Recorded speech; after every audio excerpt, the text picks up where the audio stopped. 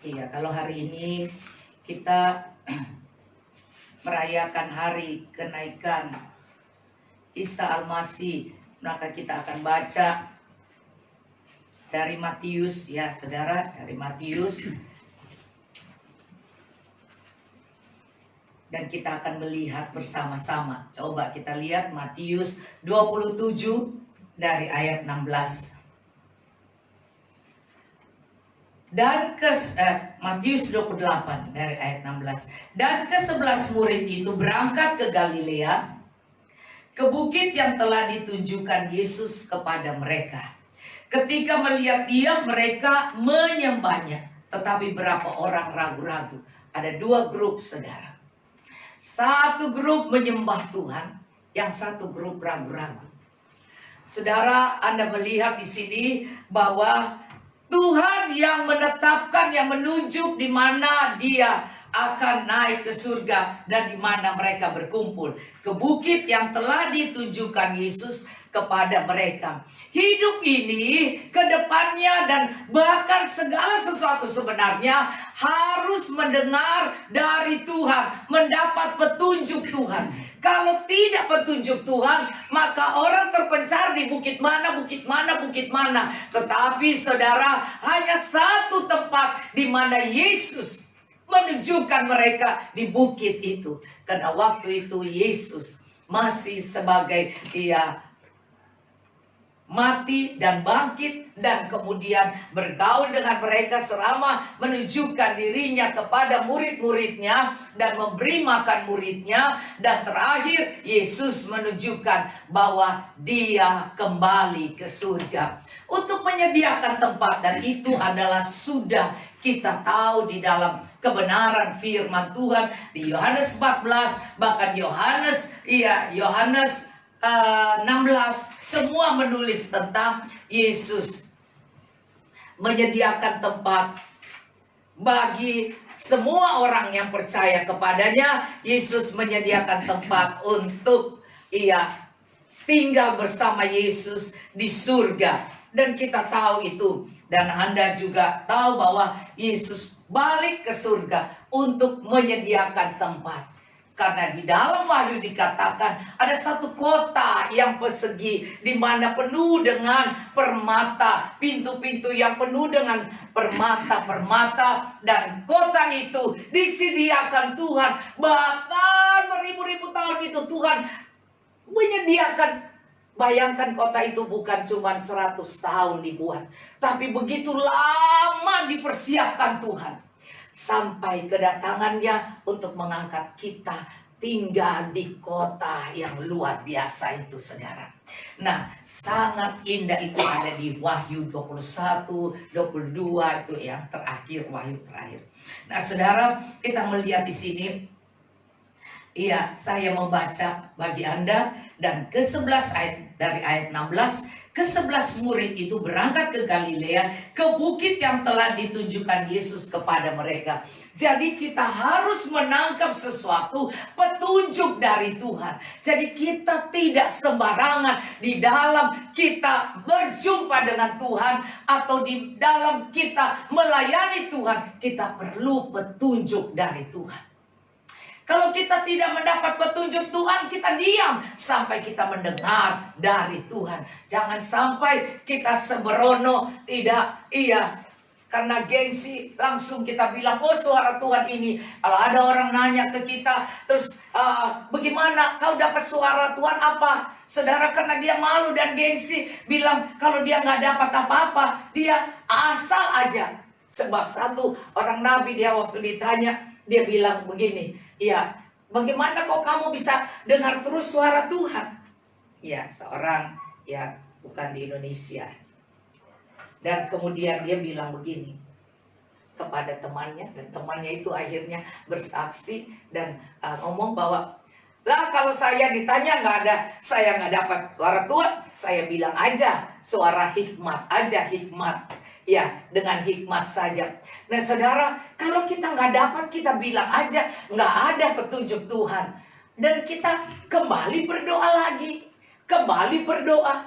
menantikan sampai petunjuk Tuhan itu muncul.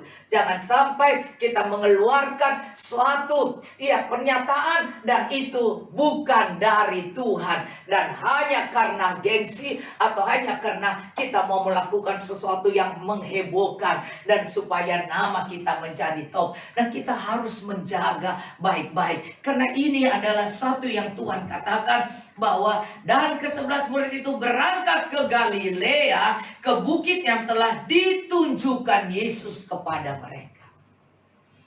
Kata ditunjukkan Yesus, murid-murid juga itu mereka menjadi rasul-rasul mengikut Yesus karena Tuhan Yesus yang pilih, ditunjuk. Jadi kita tidak boleh menganggap remeh, tidak boleh menilai sendiri atau meraba-raba sendiri, saudara. Maka kita perlu untuk mempertajam pendengaran rohani kita. Kita perlu pertajam di akhir zaman ini. Tuhan sengaja izinkan terjadi virus ini, terjadi berlama-lama di kita, supaya kita semua harus pertajam, lebih pertajam lagi, supaya kita bisa menangkap jelas yang dari Tuhan. Bukan rekayasa pikiran atau kemauan kita, tapi kita benar-benar tepat, tidak ada salah. Sewaktu Nabi Nuh mendapatkan suara Tuhan, maka tidak ada satupun yang salah dari apa yang dia dengar dari Tuhan. Sebab itu perlu kita mengerti bahwa di sini dikatakan benar-benar mendapatkan wahyu dari Tuhan, mendapatkan petunjuk Tuhan. Jadi kalau kita tidak mendapatkan petunjuk Tuhan, kita perlu diam. Kita perlu untuk tidak ngomong sembarangan, memakai nama Yesus dengan sia-sia. Banyak orang memakai nama Tuhan dengan sia-sia. Mereka mengucapkan bahwa Tuhan, Tuhan, Tuhan, padahal bukan Tuhan, tapi kemauan mereka, kehendak mereka, karena berhubungan dengan jawatan atau kedudukan atau kehebatan seseorang. Tapi seringkali Tuhan memakai orang biasa, saudara, untuk melakukan hal-hal yang luar biasa. Tuhan seringkali memakai orang-orang sederhana. Tetapi mereka, seperti kalau kita melihat Tuhan memilih penjala ikan, dia kan murid Yesus, orang-orang sederhana sekali. Karena orang-orang yang sederhana akan mengikut Tuhan dan akan serius dan benar-benar tidak ada komplain, tidak ada memberontak. Seorang yang memegang kas keuangan Yudas pun sebenarnya karena Yudas yang dia memegang, maka kemudian dia mau komplain pada Tuhan. Ia selalu komplain, oh ini lebih baik kasih ke orang miskin daripada buang-buang kasih ke pendeta, daripada kasih ke Tuhan. Ngapain buang-buang uang ini? Ngapain dia bisa bikin mujizat sendiri? Nggak usah dikasih. Mendingan kasih ke orang yang sembako, ke orang pinggir jalan, daripada kasih ke pendeta-pendeta. Nah, seringkali mereka mau mengatur, dan Tuhan bilang, iya, orang miskin itu tidak pernah habis di dunia ini. Yang mau minta, iya, ada pun tetap mau minta, itu tidak pernah habis, jadi banyak dan selalu ada. Tetapi aku tidak selalu, karena saatnya Tuhan akan naik ke surga, dan Dia akan menyediakan tempat bagi kita di surga. Dan yang dikirim adalah Roh Kudus yang menolong kita, sehingga kita tidak terbatas dengan tubuh satu sosok, tetapi roh yang mengikat kita bersama menjadi satu dengan Kristus. Sebab itu, saudara, kita harus melihat di sini bahwa satu hal, kita harus pertajam pendengaran kita, supaya kita terarah, kita menjadi satu. Kalau semua mendengar yang sama, Roh Kudus yang sama, maka akan lihat kita semua akan dituntun menjadi satu. Karena Tuhan kepengen tubuh Kristus dipulihkan menjadi satu. Tidak ada yang merasa lebih hebat dari yang lain. Dan saling menghormati talenta panggilan masing-masing. Tidak berasa bahwa panggilan orang ini tidak cocok. Padahal orang yang menegurnya tidak punya panggilan itu, saudara. Jadi kita harus menghormati. Kalau memang dia panggilan pujian penyembahan, panggilan peka dengan suara Tuhan, maka kita harus mempercayai dan harus mensupport. Tapi kalau bagian ngajar dan mengajar sehingga orangnya, kita pun harus mensupport dan mendengar pelajarannya. Saudara, maka Tuhan izinkan ini terjadi semua supaya kita semua harus menjadi satu, jadi mengikuti arahan dari Roh Kudus yang sama. Karena saya melihat kalau contoh gereja Tuhan di Tiongkok sana, saudara, maka ada gereja Tuhan yang mereka bilang ya di bawah tanah, ya apa namanya, gereja Tuhan yang di bawah. Jadi kalau mereka ya ibadahnya sembunyi-sembunyi. Ibadahnya mereka sembunyi, saudara. Nah, kalau ibadah itu mereka walaupun tidak pakai musik band yang lengkap, menyanyi tidak hebat-hebat, tidak gedungnya tidak mewah, tetapi saudara, mereka menyanyi semangat sehingga orang yang duduk di situ nangis-nangis merasakan hadirat Allah, bukan karena pintarnya khotbahnya, bukan karena hebatnya nyanyiannya, bukan karena musiknya itu syahdu dan bagus, tidak, saudara, tapi semua bergantung pada Roh Kudus. Sehingga semua mempunyai fokus yang sama. Ini aku Tuhan, aku cuma datang kepadamu. Aku tidak cari kemewahan ini, aku tidak cari kepintaran main musik, tim musik yang hebat, iya, penyanyi yang hebat, choir yang hebat, atau iya pengkhotbah yang hebat banget. Tidak, mereka bahkan kadang-kadang cuma baca Alkitab aja sudah menangis semua. Saudara, dapat selembar aja Alkitab seperti permata bagi mereka. Dan mereka sangat membutuhkan dan dihormati dan disayang banget, saudara. Nah, kasih mula-mula mempertajam pendengaran sehingga mereka tidak salah. Jangan sampai yang bilang satu bilang di sana, di bukit sana, saudara, dan semua satu nunggu di sana. Yang grup sana nunggu di sana. Dan Tuhan di mana, saudara? Nah, sebab itu kita harus menjadi satu. Kita harus peka. Kita harus mau diproses Tuhan supaya kita serius datang kepada Tuhan. Serius, karena ini dia katakan dengan petunjuk dari Tuhan. Gereja membutuhkan petunjuk Tuhan. Gereja tidak membutuhkan petunjuk dari orang-orang hebat di dunia ini. Gereja tidak dibangun karena orang-orang hebat di dunia ini memberi petunjuk. Oh, saudara, kita perlu suara Tuhan untuk membimbing kerohanian kita. Karena bukan gedung yang mewah. Karena waktu itu Tuhan memberi perumpamaan. Tuhan bilang, iya, hancurkan bait Allah ini dalam 3 hari aku akan bangun kembali. Semua orang marah. Karena ahli Taurat ikut marah semua. Karena dia bilang enak aja dia ngomong gak pakai otak. Ngomong 3 hari bisa bangun. Kayak bisa aja sendiri. Kayak kaya raya. Kayak pengikutnya banyak banget. Terus bangun bagaimana ini? Kita udah dari nenek moyang bangun ini begitu lama. Dan dia akan robohkan seketika saja. Dan kemudian 3 hari bisa bangun. Mana bisa? Saudara, orang semua menilai dengan mata dan logika mereka. Perhitungan, saya berdoa begini, biar kejutan Tuhan. Tiba-tiba virus ini hilang dan tidak ada kuasanya lagi. Dan kalau dibilang, iya, sampai menemukan obatnya, gak penemuin, ya kan? Nah, saudara, tapi Tuhan bisa buat dengan seketika. Kemarin kita belajar Yeremia dan yang lain, dia tercengang-cengang, ya kan? Bahwa Tuhan buat mereka tercengang-cengang. Tuhan buat seketika. Tuhan masih bekerja dengan mujizat. Kuasanya masih nyata. Bagian kita adalah Mari kita menyerahkan keterbatasan kelemahan kita secara manusia dan penuh dengan kecemasan hidup, ketakutan, banyak juga dengan kesombongan dan perkataan yang ngaco-ngaco. Tetapi mari kita bersatu dan kita mau fokus mendengar, saling menghormati, saling mendengar dan saling menopang sehingga akhirnya kita menjadi satu arah.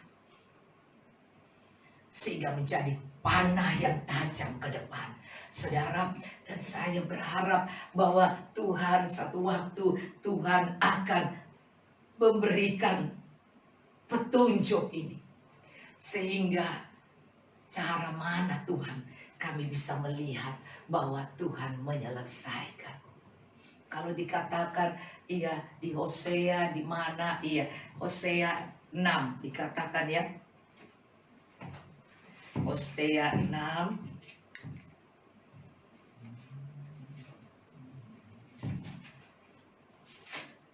Hosea 6. Mari kita akan berbalik kepada Tuhan, sebab Dialah yang telah menerkam dan yang akan menyembuhkan kita.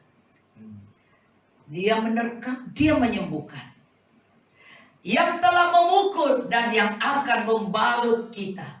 Ia akan menghidupkan kita sesudah 2 hari. Pada hari yang ketiga, Ia akan membangkitkan kita. Dan kita akan hidup di hadapannya.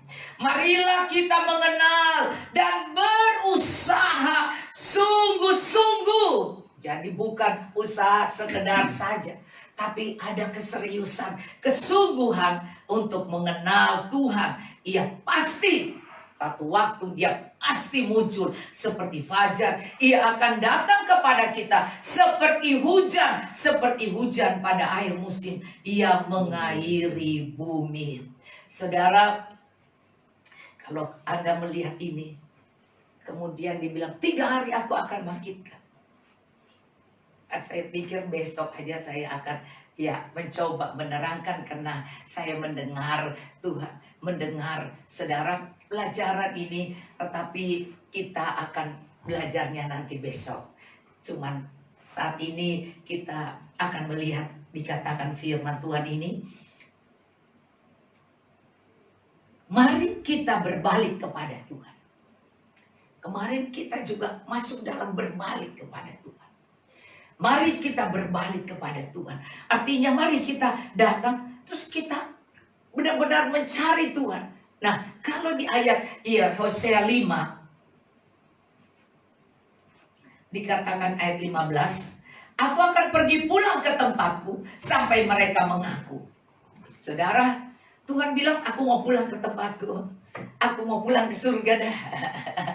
Aku mau balik ke surga. Sampai mereka mengaku bersalah dan mencari wajahku. Dalam kesesakannya mereka akan merindukan aku. Saudara, hari ini kita memperingatkan Tuhan kembali pulang ke tempatnya, pulang ke surga.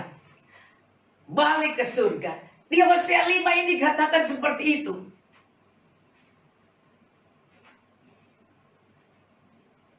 Dikatakan ayat 15, aku akan pergi pulang ke tempatku. Sampai dan mencari wajahku. Kalau nggak ada yang merasa bersalah, semua rasa benar.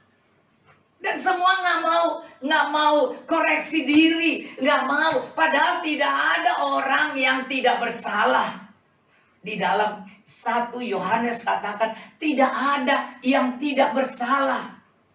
Ya nanti ntar dibukakan gitu ya ayat 1. Sami kasih dia nanti. Iya.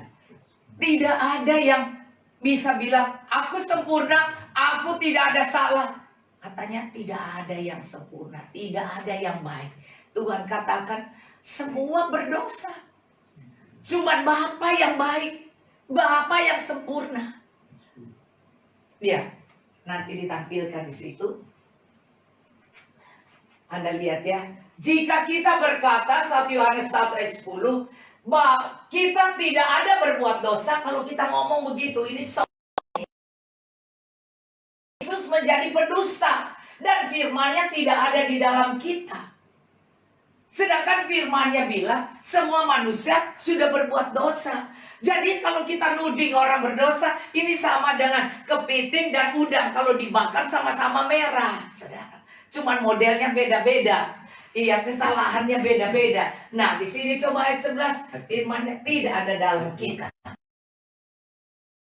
Kenal firman dari ayat 8. Iya, coba dari ayat 8. Jika kita berkata bahwa kita tidak berdosa, maka kita menipu diri kita sendiri dan kebenaran tidak ada dalam kita. Jadi kalau kita bilang kita tidak berdosa, kita nggak ada kebenaran. Mungkin di bagian itu Anda bilang, aku nggak kutak-kutik, aku nggak ngomong apa-apa, aku nggak salah di bagian itu. Tapi dosa bagian lain ada. Di sini, tapi dosamu di bagian lain menyebabkan terjadinya satu ini. Jadi kalau di masalah itu timbul, terus bilang, gue nggak tahu apa-apa. Padahal karena ada penyebabnya. Nggak mungkin satu asap itu bisa keluar kalau nggak ada apinya. Kalau nggak ada apinya, maka di sini kalau kita bilang kita tidak berdosa, maka kita menipu diri kita sendiri dan kebenaran tidak ada dalam diri kita. Artinya kita tidak jujur, kita tidak tulus, kita tidak murni, tidak mau dikoreksi diri kita, tidak mau diketahui dosa kita, tidak mau mengaku kesalahan kita. Kita selalu membela diri dan ingin menyalahkan orang lain dan berkata, di itu kambing hitam, cari kambing abu-abu, cari kambing merah, cari yang belang-belang, saudara, sehingga tidak ada yang akan berkata, iya kalau gitu aku yang salah. Tidak, karena kesombongan, saudara. Hati-hati akan dosa kesombongan, karena dosa tipu daya, dosa kemunafikan itu selalu menyelubungi manusia sehingga mereka tidak berani berkata jujur. Kalau salah ya salah. Kalau apapun penyebab pemberontakan, kalau kita baca di dalam Yakobus 4 dia bilang itu semua kalau ada pertentangan karena kita salah. Karena kita salah kalau Anda berkelahi, Anda bermusuhan, Anda saling menjelekkan dan saling menuding dan itu karena ada dosa. Karena Anda berdosa, Anda tidak berdoa. Karena waktu Anda melakukan keputusan apapun, Anda tidak berdoa, maka terjadi berantem, terjadi stres, terjadi baku hantam, terjadi baku jelekin, terjadi marah. Nah saudara, maka sebab itu banyak orang merasa diri benar dan mengakui diri benar, padahal di bagian lain ada dosanya juga. Jadi perhatikan baik-baik, tidak ada yang tidak berdosa. Setiap satu masalah bisa nongol, pasti ada bagian dosa, sedikit atau besar, semua ada bagian dosanya. Maka di sini tidak, kalau kau bilang kau tidak berdosa di bagian itu, maka ayat 8 tadi, masih ayat 8, maka kita menipu diri kita. Jadi orang goblok bodoh, dia nipu diri dia sendiri. Orang dia tahu dia punya yang salah gara-gara dia jadi begini. Dan kemudian dia rasa dia tidak salah dan membela diri. Percuma saudara. Datang pada Tuhan dan rendah hati.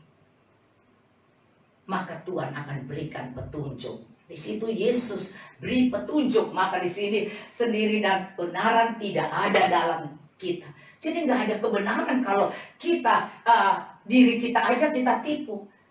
Untuk kita benar-benarin supaya kita benar, padahal kita juga udah salah, berdosa. Maka ayat 9 dikatakan, jika kita mengaku dosa kita, maka Tuhan meminta pengakuan saja, yaitu damaikan dirimu dengan Tuhan dan akui dirimu dengan Tuhan bahwa Tuhan aku, ini semua karena kesalahan. Tuhan ampuni aku, ampuni keserakahan, ampuni pikiran-pikiran yang tidak baik, ampuni hal-hal kenajisan dan hal keserakahan, hal kesombongan diri sehingga stres itu menimpa banyak orang sehingga mendatangkan penyakit-penyakit. Maka ini dia katakan, maka kita mengaku dosa kita, maka Tuhan adalah setia dan adil sehingga Ia akan mengampuni segala dosa kita, menyucikan kita dari segala kejahatan kita. Kita akan melihat muncul kalau emas itu tidak dibakar, kalau tidak dipanaskan, tidak akan keluar pasirnya, besinya, tembaganya. Saudara, dan kelihatan kotor, maka semuanya harus dibersihkan, harus dimurnikan, saudara. Maka setiap ada perbantahan, lebih baik kita diam dan kita serahkan pada Tuhan. Tuhan hakim yang adil. Maka di sini kita ayat yang 10. Jika kita berkata bahwa kita tidak ada berbuat dosa, maka kita membuat Tuhan menjadi pendusta, dan firman-Nya tidak ada dalam kita. Jadi tadi, di dalammu tidak ada kebenaran, karena kau menutupi dosamu. Dan yang kedua, kau tidak punya firman. Tidak punya pengertian firman. Sebab itu di sini dikatakan, di Hosea 5 ayat 15, aku akan pergi pulang ke tempatku. Tuhan Yesus kembali ke surga. Apakah ahli Taurat itu sudah bertobat? Belum, saudara. Apakah murid-murid Yesus sudah beres? Tidak, saudara. Maka di sini dikatakan, aku akan pergi pulang ke tempatku sampai mereka mengaku bersalah dan mencari wajahku. Dalam kesesakannya mereka akan merindukan aku.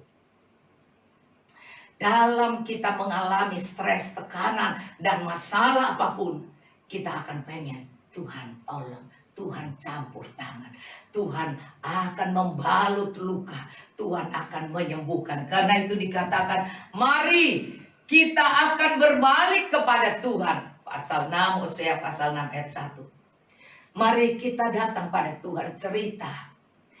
Satu lagu yang berkata, ceritakan semua pada Yesus, semua persoalan yang ada.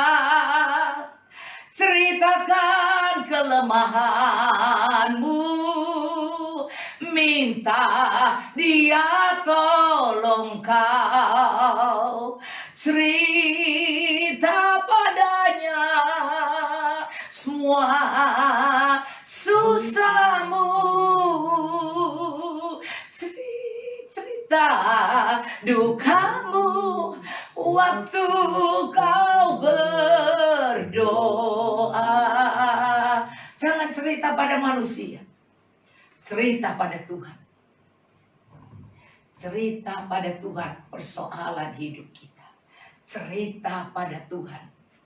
Jangan cerita keluhkan pada manusia. Manusia bisa mentertawakan kita. Karena tidak ada orang yang tidak lemah di bagian lidah dan bibir mereka. Mereka bisa bilang tidak padahal mereka melakukan. Karena bibir ini penuh tipu daya, saudara. Sebab itu sekarang dosa yang besar sekali adalah bibir. Sebab itu Tuhan katakan di Yeremia kemarin kita baca. Dia katakan, kalau kau berkata tidak, mulutmu busuk perkataanmu. Ya, perkataan apa dia bilang, busuk apa ini? Perkataannya hina. Perkataanmu hina. Maka kau akan kuambil kembali dan kujadikan. Semua orang ini hamba Tuhan. Tapi masalah untuk menjadi hamba Tuhan, mulut. Mulut kita, maka disitulah mulut kita harus karena di akhir zaman ini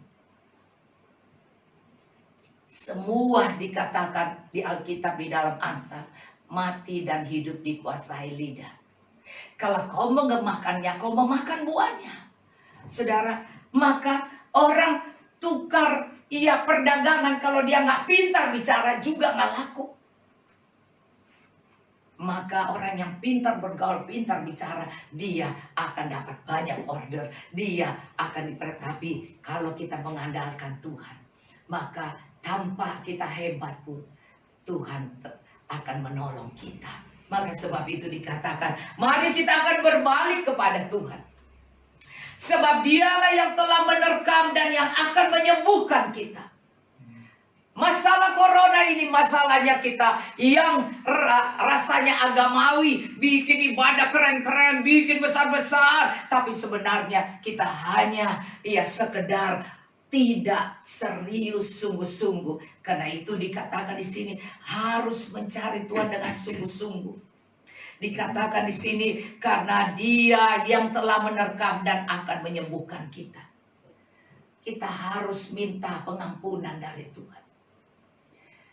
Dia yang akan menyembuhkan kita, yang telah memukul dan akan membalut kita. Ia akan menghidupkan kita sesudah 2 hari. Pada hari yang ketiga, Ia akan membangkitkan kita dan kita akan hidup di hadapannya. Saudara, kalau dipakai untuk melihat tentang kedatangan Tuhan, maka dikatakan hari yang ketiga adalah hari Tuhan, 1001 hari bagi Tuhan. 1000 tahun bagi manusia. 2 hari bagi Tuhan, 2000 tahun. Maka hari yang ketiga adalah hari yang Tuhan pakai untuk 1000 tahun damai. Sekarang kita sudah 2020. Sedangkan dimulai kamar loteng Yerusalem itu 30 Masehi. 30 Masehi. Berarti berapa tahun lagi kedatangan Tuhan? 10 tahun lagi. Tidak sampai. Itu nanti kita lihat besok ya. Ini saya kasih sedikit ya. Nah saudara, karena Tuhan bilang hari ketiga Tuhan akan membangun bait Allah. Maka kenyataan tanda-tanda zaman ini sudah memperlihatkan masa yang baru, masa perubahan. Maka kita perlu belajar, saudara. Belajar di ayat-ayat yang lain juga menulis hari yang ketiga. Tidak salah di bilangan atau imamat itu. Nah, Anda lihat lagi di sini ya. Kita sesudah 2 hari. Sudah 2 hari. 2 hari bagi Tuhan 2000. Sedangkan diperhitungkan waktu pencurahan Roh Kudus itu 30 Masehi. Maka kita melihat lagi 1000 tahun akan dipakai 1000 tahun damai. 2020. 10 tahun ya. Sami sudah ya. Kalau 30 Masehi kan 2030. 30 Masehi. Jadi 2000-nya 2020, 2030. 2030 ya. Ya berarti 10 nggak sampai kali ya.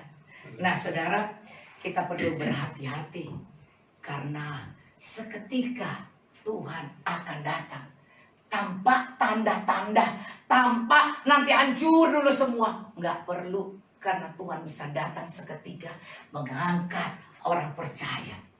Karena Dia katakan seperti yang kamu lihat Dia naik, begitu juga Dia tuh.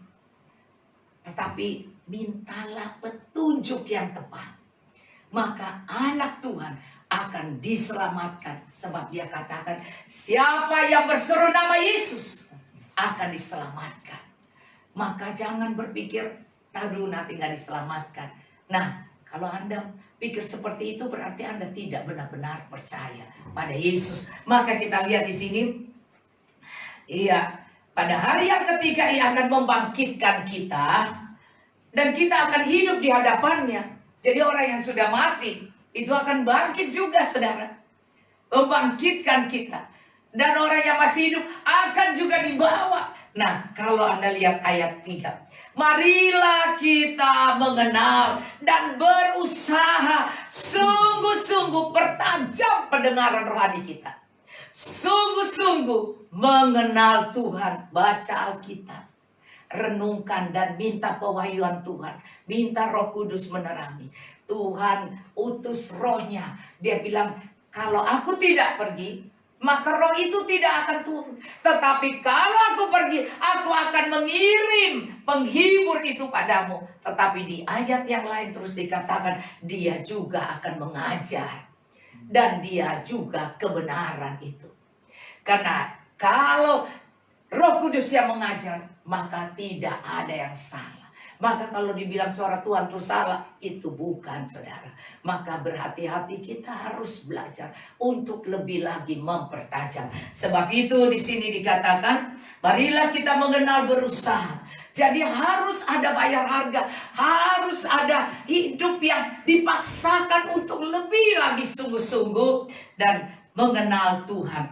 Ia pasti. Jadi kalau kita sampai sudah serius banget, Tuhan pasti muncul seperti fajar. Ia akan datang kepada kita seperti hujan. Seperti hujan pada akhir musim.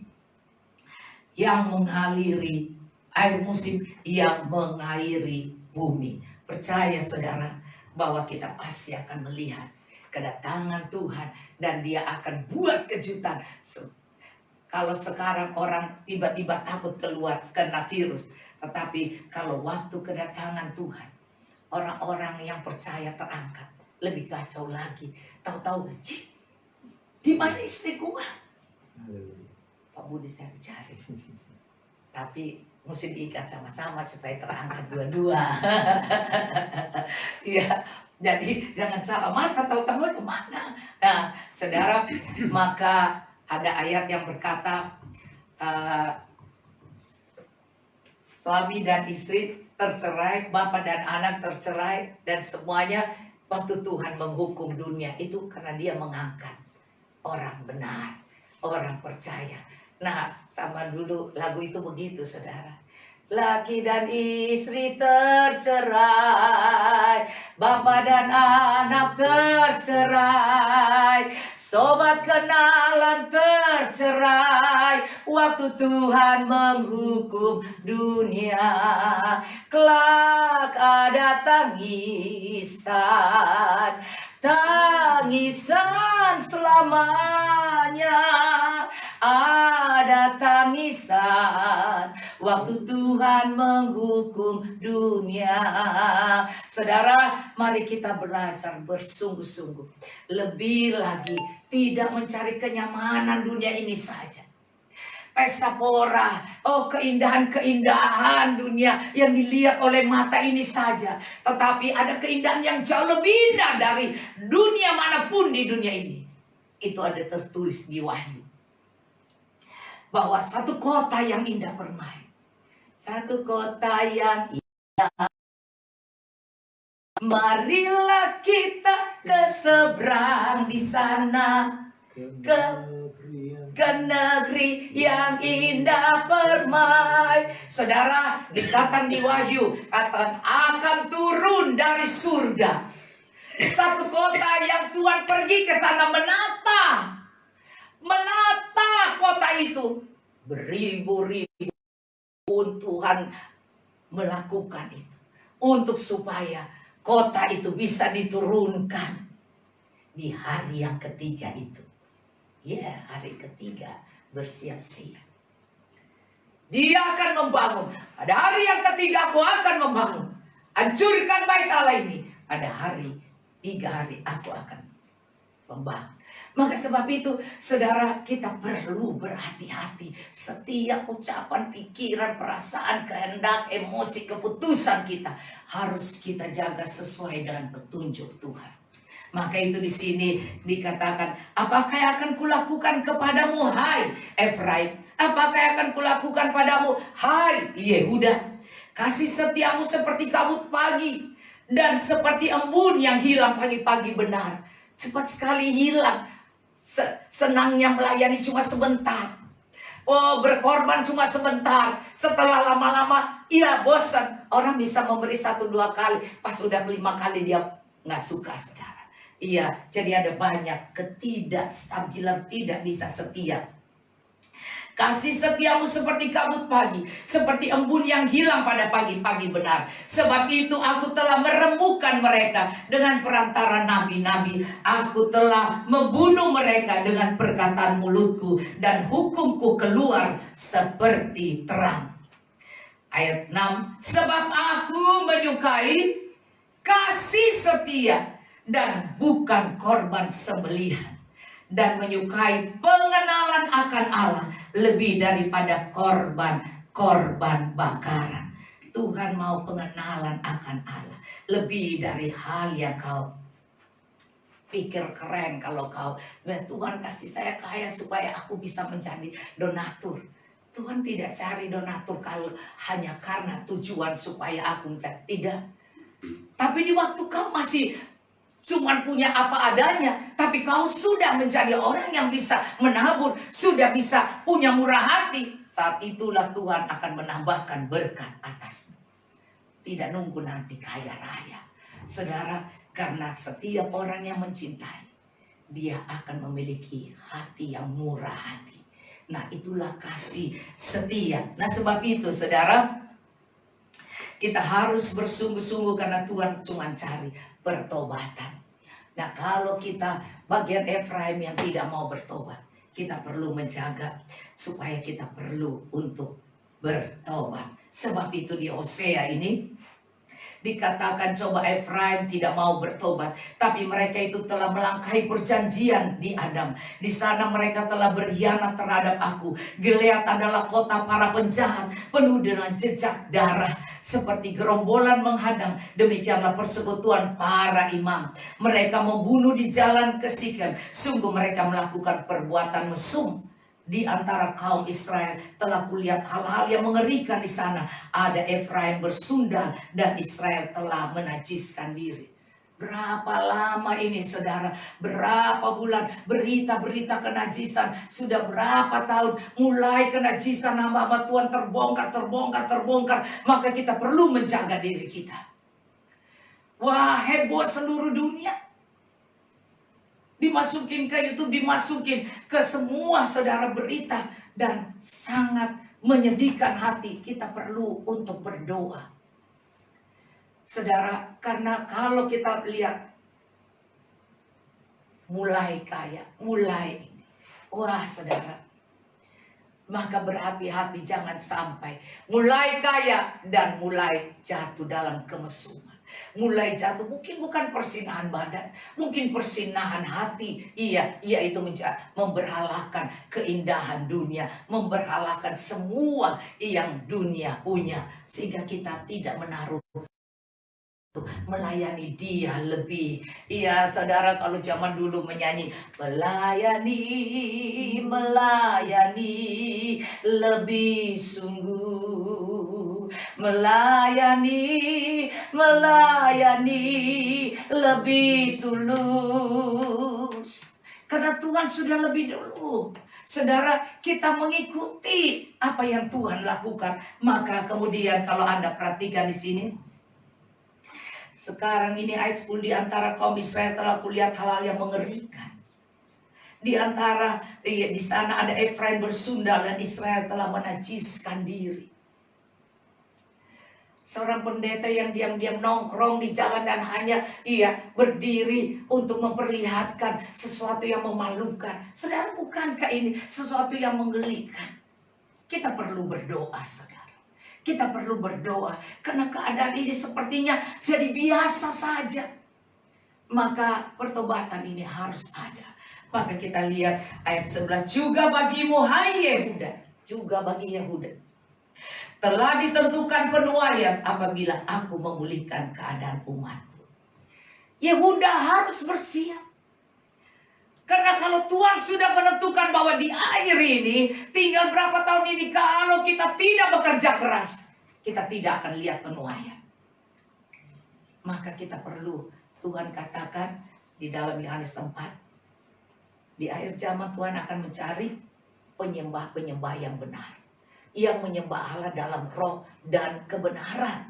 Maka saudara, kita perlu berhati-hati. Kalau Anda lihat, apabila aku menyembuhkan Israel, Hosea 7, maka tersingkaplah kesalahan Efraim dan kejahatan-kejahatan Samaria, sebab mereka melakukan penipuan, pencuri mendobrak masuk, gerombolan merampas di luar, dan tidak terpikir mereka bahwa aku mengingat segala kejahatan mereka. Mereka pikir Tuhan tidak ingat bahwa dulu dia melakukan hal yang jahat. Dia menipu, dia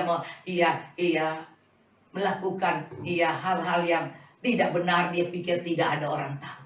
Maka saudara, di sini dikatakan Ya, dan tidak terpikir mereka bahwa aku mengingat segala kejahatan mereka. Sekarang pun perbuatan-perbuatan mereka mengepung mereka. Semuanya ada di hadapan wajahku. Sebab itu saudara, kita perlu untuk datang ke Tuhan dan minta pengampunan. Sekali lagi saya kembali ke Matius. Ke Matius ini kemudian. Jadi kita harus sungguh-sungguh mencari petunjuk Tuhan. Sungguh-sungguh cari Tuhan. Minta pertobatan, mengakui semua kelemahan kita. Sehingga kita mengalami kemerdekaan. Kita mengalami kelepasan. Kita dipulihkan kembali. Disembuhkan. Diobati luka kita. Stres kita. Dan semua persoalan kita. Tuhan akan menolong kita. Seperti yang katakan dalam Hosea. Maka ayat 17. Matius 28:17. Ketika melihat itu mereka menyembahnya. Tetapi berapa orang ragu-ragu. Ada dua kelompok. Satu orang yang suka menyembah Tuhan. Jadi dia tahu persis Tuhan. Tapi satu orang yang hanya dari perkataan orang. Dia ragu-ragu. Ingat Ayub. Dulu dia begitu masih remaja bergaul dengan Tuhan. Tapi setelah dia mulai diberkati sendiri dengan keuangan. Dia mulai usaha diberkati, keluarga diberkati. Ingat, dia melakukan ibadahnya hanya dari kata orang. Sehingga akhirnya dia mengalami keraguan. Sehingga setiap kali doanya, dia doa ketakutan. Tapi saudara, setelah Tuhan proses dia, maka dia mencari Tuhan dengan sungguh-sungguh. Dan kemudian diubahkan cara berpikirnya. Dan dia kembali membuat mezbah korban. Dan kemudian dia tidak berbicara apa-apa lagi. Tidak berbantah. Tidak membela diri. Tidak merasa diri benar. Banyak orang sudah salah masih rasa diri benar. Masih salah mencari-cari kesalahan orang. Sudah, kalau salah diam saja. Walaupun kesalahan kita tidak sebesar kesalahan orang lain, kita diam saja.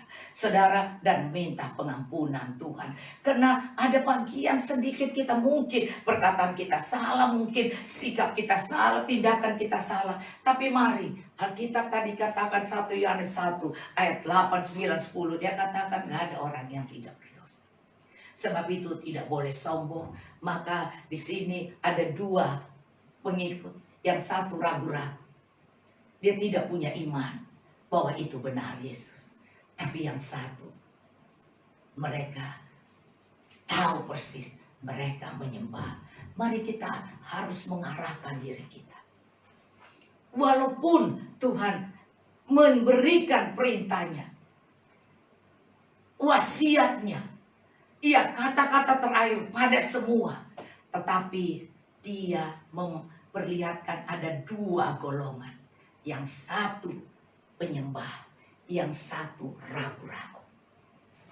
Saudara, mari dalam hidupmu jangan ragu-ragu untuk bertobat. Jangan ragu-ragu untuk mengaku kesalahan. Jangan ragu-ragu untuk menabur. Jangan ragu-ragu nanti kaya, nanti ini. Dan kemudian bernasar ini, begini. Dan setelah diberkati tidak dilakukan nasarnya. Jadi mari kita menjadi orang yang penyembah. Menyembah artinya konsekrasi. Artinya memberi segenap hidupnya. Dan ditaruh di atas mezbah. Konsekrasi itu seutuhnya. Yang satu ragu-ragu itu separuh. Seperti 5 anak darah yang bodoh dan 5 anak darah yang pintar. 5 anak darah yang bodoh itu ragu-ragu. Mau melayani malas. Nanti kalau lagi mood, kalau lagi senang, lagi nggak ada masalah ya. Tapi yang bijaksana, saya mau. Wah, terus dia mengisi bejana dia, mengisi minyaknya terus diisi. Karena dia tidak mau berhenti, dia terus mau melayani. Ia tidak pakai perhitungan, lah kalau gua lagi senang aja. Saudara, orang yang ini tidak layak masuk surga. Karena bikin kacau di surga. Saudara, karena Tuhan bilang nanti orang jahat akan bertambah jahat di zaman ini. Nggak akan jadi pertobatan dia. Tapi orang kudus akan tambah kudus. Jadi penyembah akan lebih menyembah. Orang yang ragu-ragu akan terhanyut oleh roh dunia. Sebab itu ragu-ragu, aduh bisa nggak ya saya, aduh nggak. Nah saudara, jangan ragu-ragu.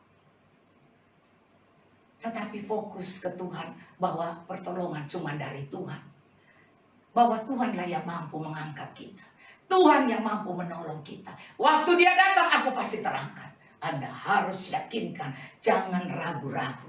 Saudara, maka sebab itu kesempatan masih ada. Seorang hamba Tuhan yang mengarang lagu.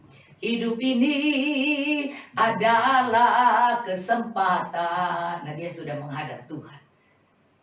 Nah, saudara, sesuatu yang indah dengan pujian yang sederhana, tetapi mengingatkan kita. Jadi pujian nubuatan.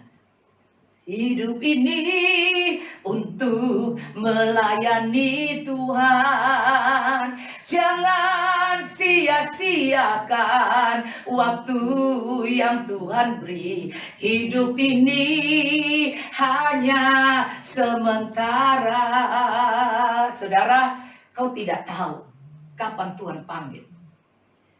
Tetapi kalau kau mengerti surga sana jauh lebih indah dari dunia, maka kau akan pilih surga.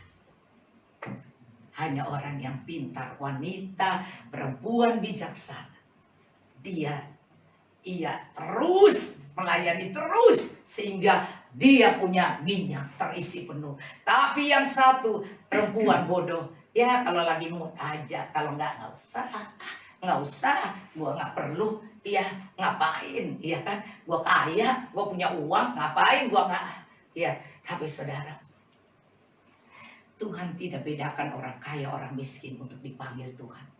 Abraham kaya dipanggil Tuhan. Lazarus yang miskin duduk di pangkuan Tuhan. Saudara, pangkuan Abraham, ya kan? Semua Tuhan tidak bedakan.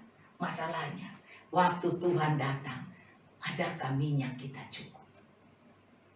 Adakah cukup perbuatan kita, kasih kita, taburan kita pada Tuhan? Oh, sukacita kita melayani Tuhan, kesembuhan kita.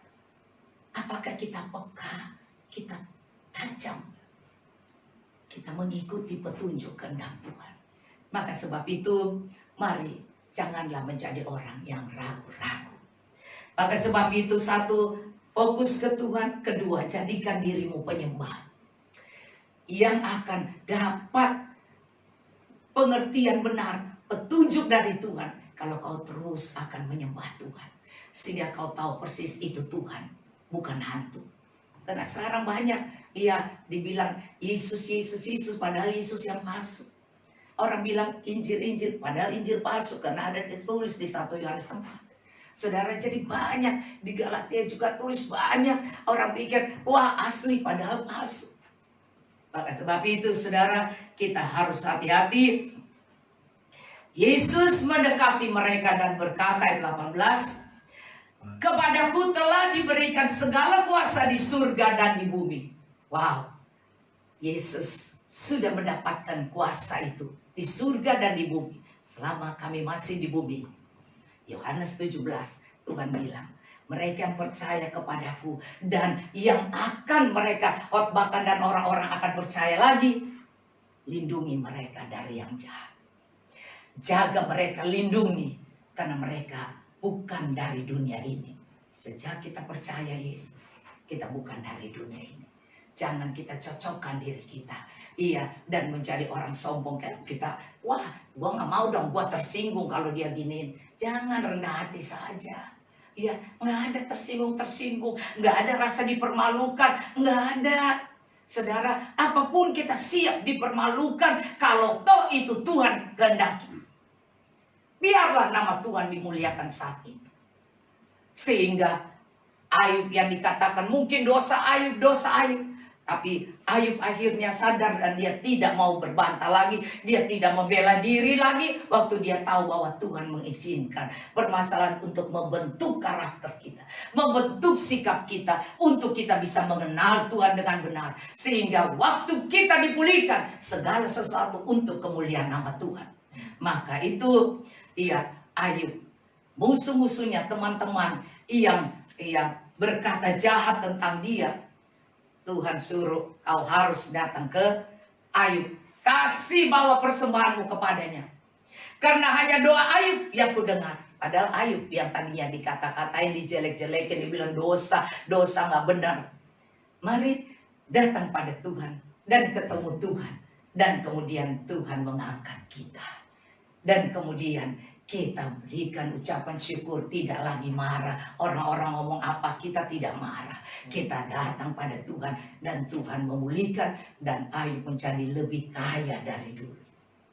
Lebih dipermuliakan. Karena Ayub diproses untuk mengenal Tuhan dengan benar dan bertanggung jawab. Sehingga mendapatkan petunjuk Tuhan dengan benar. Jadi bukan menjadi orang yang hanya sekedar saja ngikut agamawi, roh agamawi, tapi benar-benar orang benar. Dan yang terakhir dikatakan, karena itu pergilah jadikan semua bangsa muridku dan baptislah mereka dalam nama Bapa, Anak dan Roh Kudus. Ajarlah mereka melakukan segala sesuatu yang telah kuperintahkan kepadamu. Dan ketahuilah aku menyertai kamu senantiasa sampai akhir zaman. Maka yang ketiga adalah pergi. Layani, karena ini penuaian. Dikatakan, hai Yehuda, penuaian ini sudah. Penuaian ini sudah membutuhkan penyembah-penyembah. Orang yang nanti malaikat, waktu kita menyembah dengan sungguh, malaikat diturunkan, kekuatan kita bangkit, kita tajam, kita tahu di mana Tuhan mau, di mana yang harus kita kerjakan. Sehingga segala sesuatu yang kita kerjakan akan sukses berhasil.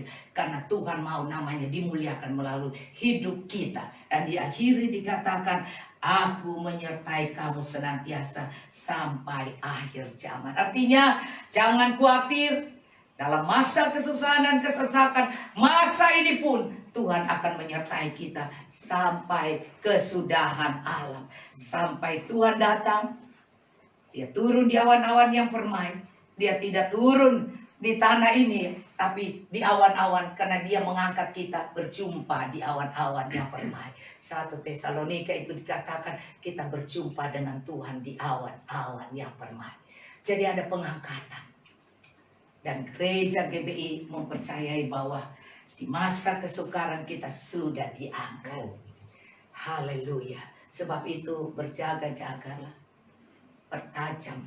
Hidup kita harus benar. Jangan bersinah, jangan ngomong kosong, jangan marah, jangan memberontak, jangan hidup dursila, jangan mencintai dunia ini lebih dari Tuhan. Karena yang mencintai dunia, Tuhan katakan kau menjadi musuh Allah. Musuh Allah tidak akan mendapat tempat di surga. Pas pengangkatan, nanti dilihat, kemana mama kita? Kemana ya dia ya? Tahu-taunya ya tertinggal semuanya. Kita berharap semua keluarga naik bersama sehingga ada pertemuan di udara, pertemuan yang manis. Suami saya sudah bilang, ayo kita buat ikat tali kermisi supaya satu rumah diselamatkan. Tali kermisi, satu rumah diselamatkan. Rahab diselamatkan karena Rahab menolong dan bekerja untuk menolong para pengintai-pengintai itu. Maka mereka berjanji pada Rahab, taruh tali kermisi. Kalau lu tidak taruh, lu juga dibabat habis. Tapi kalau ada tanda, maka dia melakukan petunjuk. Kalau tidak ada petunjuk, sukar kita mengalami. Maka kita perlu, yang pertama itu petunjuk, ya kan? Dengar, peka suara Tuhan. Melalui pujian penyembahan kita lebih dipertajam. Amin. Terus kita menjadi penyembah, jangan menjadi bagian yang ragu-ragu. Terus kemudian kita tahu bahwa yang menentukan surga dan bumi adalah Tuhan. Mari kita melekat kepada Tuhan. Dan Tuhan katakan, pergilah, jadikan semua bangsa murid. Dan ingat, aku menyertai kamu sampai kesudahan alam. Jangan takut, Tuhan akan memberikan kita tanda tali kermisi. Sehingga seisi rumah kita diselamatkan. Jangan lupa Pak Budi, tali kermisi. Ya, supaya seluruh rumah ini kita diselamatkan, seluruh keluarga, seluruh Mon Hermon, seluruh yang di online ini diselamatkan. Terpujilah Tuhan. Puji Tuhan, haleluya.